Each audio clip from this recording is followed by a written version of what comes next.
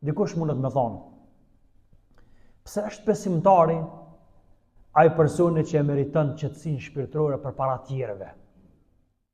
Pse mos me gjetë njëri qetësinë shpirtërore të shkenca, të kultura, të filozofia, të arritjet teknologjike, kur dihet se krejt këto çka i përmenda, ja kanë lehtësuar jetën njerit, apo? Ja kanë bën jetën njerit më komode, më të lehtë, më të mirë, kushtimisht. Pse me meritu qetësinë shpirtërore besimtari përpara dikujt që nashta nuk beson, po ja është shkencëtar, ja është filozof, ja është pioner në aspektin e teknologjisë, apo i posedon shkaqet e teknologjisë që mundun ato me ja bëni jetë më të kallajshme dhe më të lehtë. Kjo pyetje është shumë e rëndësishme, po njeriu kur e bën këtë pyetje, nuk duhet me harru prejardhjen dhe origjinën e njerit. Njeriu është përzierje në krijimtarinë e tij prej dy elementë. Njeri është element, realisht është materie, e tjetri ka të bëjë me shpirtin. Çka është njeri? Njeri është baltë e përzine. Po me çka është përzi balta? Por më bon njeri. Me sekretin që ka ardhur prej Zotit, ajo shpirti. Këtë pyetje që e bojnë njerëzit fokusohen vetëm kur e shohin njerin si materie.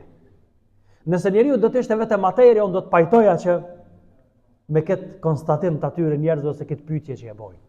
Por esenca e njeriu është se njeriu është qeni e ndërlikuar. Njeriu nuk është veç trup, apo në veç mish. Njeriu është edhe diçka që është përtej kësaj dhe më e rëndësishme se sa kjo, e me cilën njeriu dallohet prej krijesave tjera, që është më e veçanta, pra njeriu është shpirt. Përderisa njeriu është shpirt, njeriu ka diçka që nuk është e kësaj bote.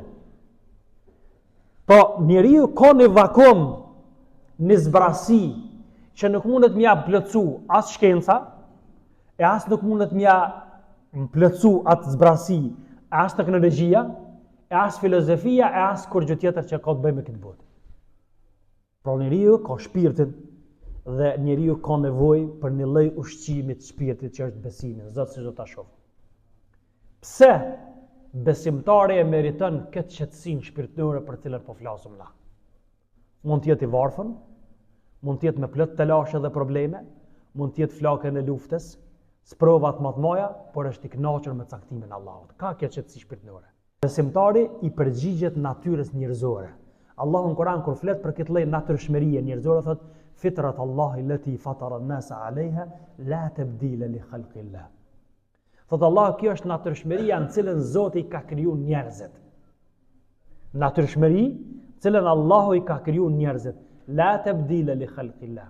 Nuk ka ndryshim të krijimtarisë Allahu xhallahu xhallahu.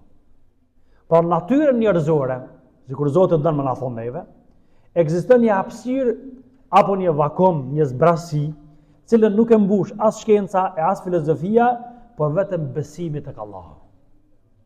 Pa dyshim, nuk do ta gjej as qetësinë shpirtërore, as lumturinë, po as të vërtetën dhe akoma më keq as edhe vetveten njeriu nëse nuk beson Allahun xhallahu xhallahu. Çka ka thënë Allahu në Kur'an?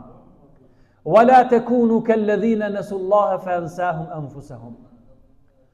Pra njeriu që nuk e ka këtë besim, ai as nuk e gjon qetësinë shpirtërore për cilën po flasun sot, as nuk e gjon lumturinë me termin që është i njohur mesin e njerëzve, po as nuk ka me gjetë vërtetën rrugën e Zotit, po njeriu nuk ka me zbulu as veten e tij. Nëse nuk e ka gjetë çet rrugë për cilën apo flasmi, e për këtë Allahu në Kur'an thotë mos u bëni se ata cilët e harrun Allahun, e Allahu i boni që ata me harru veten e tyre. Pra sikur Zoti do më na thonë neve, një njeri që do me jetu pa Allah, ai njeri kur s'ka me gjetë veten e tij, ai ka problem tani edhe me vetveten. Imagjinoni një njeri i cili jeton pa gjetë veten, pa njoft veten. Çish ka mundësia ai njeri me qenë i dobishëm për shoqërinë, për rrethin, për familjen? Si ka mundësia njeri me konë kur ai është në luftë me veten, se ka gjetë hala veten e tij. Për që ta ka ardhur në transmetim, men arafa nafsuhu faqad arafa rabba, ai që e njeh veten e ka njoft Allahun.